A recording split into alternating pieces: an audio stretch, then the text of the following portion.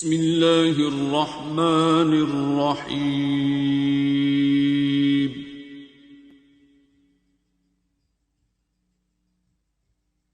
अर्रहमान। जी की वो बात को कोट कर रहे थे कि बाबा जी ने कहा अल्लाह को पाने के लिए मुर्शद की ज़रूरत नहीं होती। ये मुर्शद के मानी जो है ना, या बाबा जी की जो बात है, उसको इस वक्त तो मैं नहीं डिस्कस करना चाहता। उन्हें मैंने जवाब उसका दिया हुआ है, उसमें मैंने समझाया हुआ है कि बाबा अपनी वालदा से बहुत अटैच थे। उन्हीं के कहने पे उन्होंने सेकंड मैरिज की, बड़ी उनकी ज़िद पे बड़ा टफ़ टाइम उन्हें फिर बाद में देखना पड़ा। उसके बाद उनकी वैसे ही लाइफ, जो स्पिरिचुअल दौर उनका शुरू हो गया, वो मज़ीद टफ़ हो गया।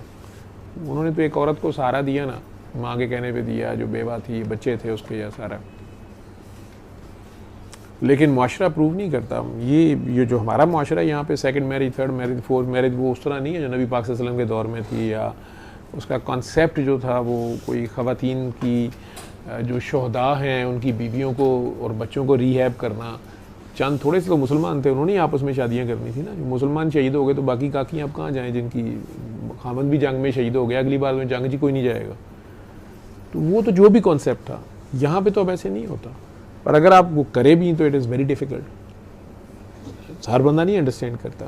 मैं बल्कि इससे रिलेटेड सवाल, बस एक फैमिली आती है उर्स पे भी, यहाँ भी आते हैं, बड़े सीधी मैं बात कर देता हूँ, आप समझ आ जाएंगी, वो भी सीखेंगी, सीख ले, उन्होंने तो सीख लिया खैर।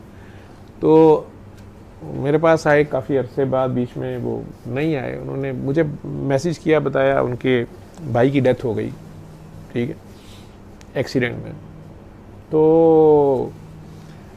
उन्होंने मुझे, जिस वक्त वो दौर बाबा जी का आता है, अल्लाह ने जो उनसे काम लेना था वो तो लिया। वो माँ को बहुत बड़ा मुर्शिद मानते थे, और हम लोगों को भी उन्होंने बैत के चक्कर में नहीं डाला। ना वो बैत लेते थे ना देते थे, बल्कि हमें कहते थे कि मुझे जैसे मिला मैं वैसे ही आसान करके दे रहा हूँ।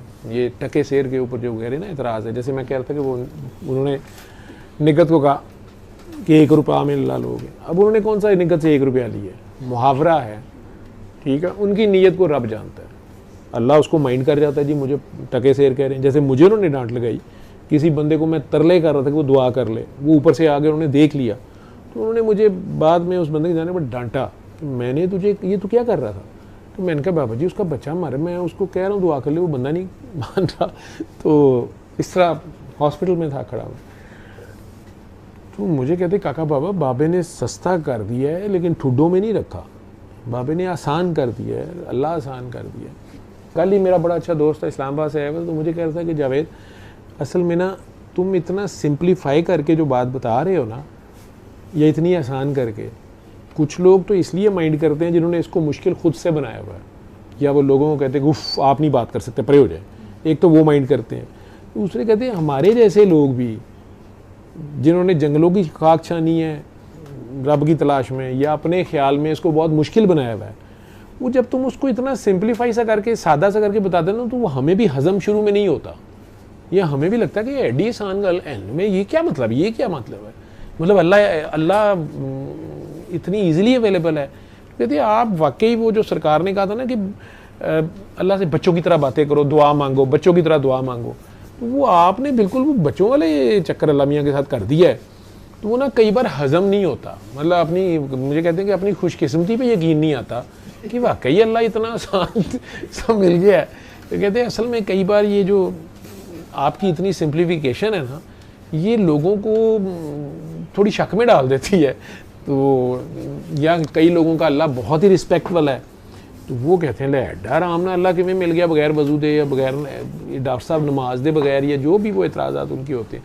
मैं तो कह नहीं ना नमाज़ छोड़ो या ना छोड़ो, मेरी नमाज तो मुझे अल्लाह माफ़ करे, मैं शायद बाद में पढ़ ही लेता हूँ। मैंने कहा कि आप लोग ना पढ़ें या कुछ करें, उन मरीज़ अपने चक्कर से बैठे रहने भी ड्रिपां लवाण बैठे ने, तो इन्होंने अपने नशे ने नहीं पढ़ते तो आप जवाब देंगे। मैंने तो कहा कायम करो नमाज, ठीक है, नमाज कायम करने का हुक्म है, किसी हालत में माफ़ नहीं है, नमाज कायम ही करनी है। 1,24,000 ने नमाज कायम की थी, नबी पाक से पहले भी नमाज का हुक्म आने से पहले भी सरकार की कायम थी। बाद में उन्होंने हम जैसे को चलो ऐसे ही कर लो, तो वो भी करना है, बिल्कुल करना है जैसे उन्होंने कहा, मैंने तो नहीं मना किया। तो बहरहाल अल्लमल कुरआन